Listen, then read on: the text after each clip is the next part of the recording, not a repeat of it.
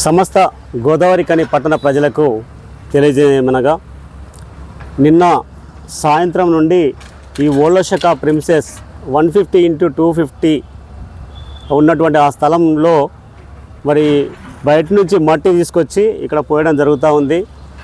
ఇది ఎందుకు పోస్తున్నారు అంటే వాళ్ళు కొంతమంది సోషల్ మీడియాలో మరియు అక్కడ ఉన్నటువంటి పోలీసు వాళ్ళని అక్కడ ఉన్నటువంటి వివిధ సిబ్బందిని అడిగితే ఈ కేసు డిస్పోజ్ అయింది, ఇది సింగరేణికి అయిందని కొంతమంది, మరెవరో ఇంకెవరో పర్సనల్కి అయిందని కొంతమంది, ఇంకెవరికో అయిందని ఇట్లా నానా రకాలుగా ప్రచారం చేస్తూ ఉన్నారు ఎవరికి ఇష్టం వచ్చినట్టుగా వాళ్ళు. వాస్తవానికి ఈ రిట్ పిటిషన్ గౌరవ తెలంగాణ హైకోర్టులో ఉంది. 19/15/2024 అనే ఈ రిట్ పిటిషన్ ద్వారా మేము న్యాయస్థానంలో దీని మీద ఈ వివాదం మీద మనం న్యాయం కోరుతూ ఉన్నాము. ఆ యొక్క కేసు ఇప్పటివరకు కూడా పెండింగే ఉంది, అది డిస్పోజ్ కాలేదు. డిస్పోజ్ అయిందని ఎవరైతే చెప్తున్నారో అవన్నీ అబద్ధాలు. మరి ఈ న్యాయస్థానంలో ఉండగా ఇందులోకి వేరే వాళ్ళు రావడం కానీ, వీటిని టచ్ చేయడం కానీ, వీటిని కూల్చడం కానీ, ఇందులో వేరే కార్యక్రమాలు చేయడం కానీ ఇదంతా చట్ట విరుద్ధం అవుతుంది. అయినా వాళ్ళు బరి తెగించి గౌరవ హైకోర్టును కూడా హానర్ చేయకుండా ఆ కేసు పూర్తిగా అయ్యేంత వరకు కూడా ఓపిక లేకుండా ఇష్టారాజ్యంగా ఇక్కడ అంటే ఏదైతే చట్టాలను అమలు పరచాల్సినటువంటి సంస్థలు ఉన్నాయో ఆ సంస్థలే మరి ఆ సంస్థల వెనకాల ఎవరుండి నడిపిస్తున్నారో ఇట్లా రోజు మమ్మల్ని భయభ్రాంతులకు గురి చేస్తూ మాపై అసత్యమైన ప్రచారాలను కొనసాగిస్తూ మేమేం గుండాలం కాదు, మేము రౌడీలం కాదు, మేము కబ్జా కోరలం అంతకంటే కాదు, మేము మొదటి నుంచి కూడా ఈ స్థలం మీద 10 కోట్ల రూపాయల పెట్టుబడి పెట్టి ఇక్కడ ఒక మల్టీప్లెక్స్ థియేటర్ కడదామని చెప్పి మేము ఈ స్థలానికి సంబంధించిన సంస్థ ద్వారా మేము ఏదైతే వ్యవహారాలు నడుపుతున్నామో వాళ్ళకి సంబంధం లేకుండా మీ అందరికీ తెలుసు ఒక అర్ధరాత్రి మార్చి 23వ తారీఖు ఇదే సంవత్సరంలో గూండాల ద్వారా ఒక రౌడీలలాగా కాంగ్రెస్ కార్యకర్తలు, కార్పొరేటర్లు, మేయరు స్వయంగా వాళ్ళు ఇక్కడ నిలబడి ఆ రోజు కూడా ఇలాగే కూలగొట్టించారు. రాత్రి 11:30 నుంచి పొద్దున 3 గంటల వరకు ఈ థియేటర్ అంతా కూలగొట్టించారు. ఇవాళ ఎక్కడెక్కడ శిథిలాలు తీసుకొచ్చి ఇక్కడ పోస్తూ మళ్ళీ ఇదంతా స్టాప్ చేపిస్తున్నారు. ఇట్లా ఈ పట్టణంలో ఒక ప్రభుత్వం ఉందా లేదా, ఇక్కడ ఎమ్మెల్యే అనేటైనా ఉన్నాడా లేడా, ఇక్కడ అధికారులు అనేటోళ్ళు ఉన్నారా లేరా, మరి ఈ పోలీసు వ్యవస్థ ఎవరికి ప్రొటెక్షన్ ఇస్తుంది, ఎవరి ఆస్తులు కాపాడుతుంది, ఎవరి కోసం అండగా నిలబడుతుంది. మేమైతే కబ్జా చేయలేదు, మేము న్యాయస్థానంలో ఉన్నాము. న్యాయస్థానం ఏ తీర్పిస్తే అదే అవలంబించడానికి నేను సిద్ధంగా ఉన్నాను. ఇదివరకు గతంలో ఎన్నోసార్లు ప్రెస్ మీట్లో కూడా చెప్పడం జరిగింది. ఈ ప్లేస్ నీది కాదు, దీని మీద నీకు ఏం హక్కు లేదంటే స్వచ్ఛందంగా ఇక్కడి నుంచి వెళ్ళిపోవడానికి నేను సిద్ధంగానే ఉన్నాను. నేను ఎప్పుడైనా కూడా న్యాయం పక్షాన్ని ఉంటాను. కోర్టు ఏది చెప్తే అదే, న్యాయస్థానం ఏది చెప్తే అదే. కానీ నన్నెవడో అదిలించి బెదిరించి గుండాయుధం చేసి ఏదో చేయాలనుకుంటే మాత్రం అది జరిగే పని కాదు. నేను ఈ భారతదేశ పౌరుణ్ణే, నేను ఏం గుండాను, నాకు అట్లాంటి నేచర్ ఏం లేదు. అది కబ్జాల నేచర్ కానీ ఇంకో నేచర్ కానీ నాకు లేదు. నా జీవితాన్ని మీరు పరిశీలిస్తే మీకు తెలుస్తూ ఉంటుంది ఈ ఊరి కోసం నేను ఎంత పాటుపడానో, ఎన్ని ఉద్యమాలు చేశానో. ఈ ప్లేస్ మీద నాకు ఏ హక్కు ఉందో ఆ హక్కు కోసం నేను కోర్టు ద్వారానే కొట్లాడుతున్నాను తప్ప ఇంకో గుండాలను పెట్టుకున్నా, రౌడీగాలను పెట్టుకున్నా, అజ్ఞాత వాసులను పెట్టుకున్న వ్యవహారం నేను చేయట్లేదు. కాబట్టి ప్రజలారా ఇలాంటి దాడులను మీరంతా కూడా ఖండించాలి.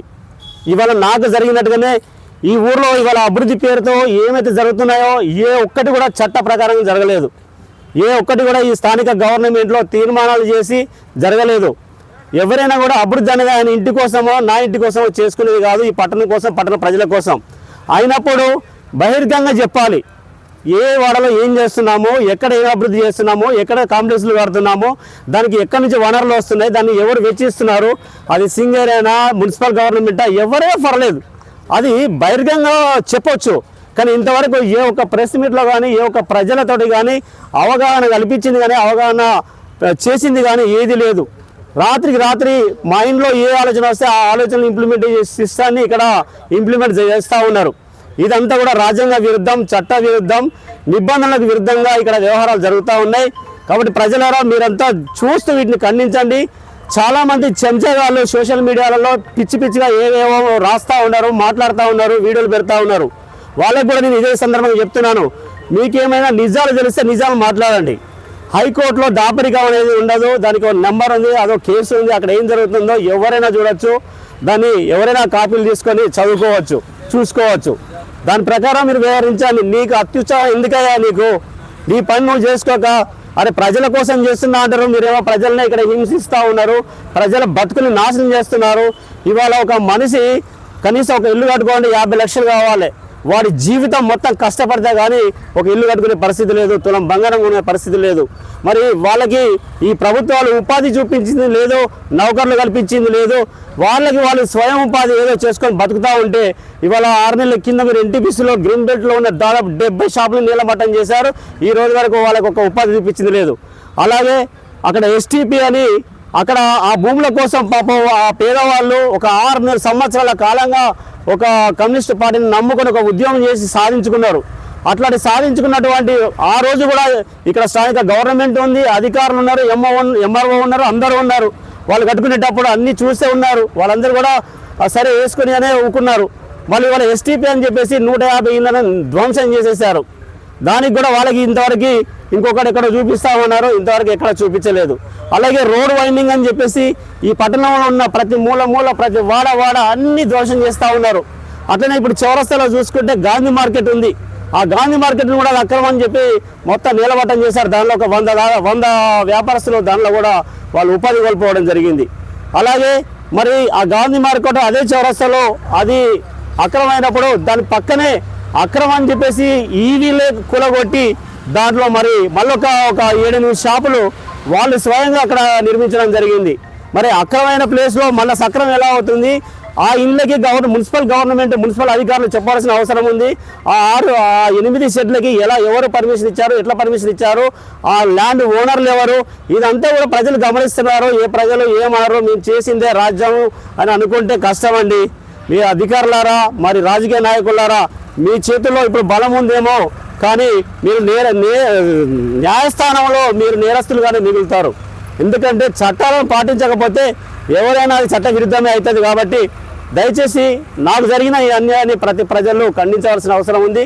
నేను ఇక్కడ ఏ అన్యాయం చేయట్లేదు, నేను ఏ ప్లేస్ నుంచి కబ్జా చేయట్లేదు. నేను ధైర్యంగా న్యాయస్థానంలో పోరాడుతున్నాను. న్యాయస్థానం నాకు అనుకూలంగా ఇస్తేనే నాదవుతుందని చెప్తున్నాను.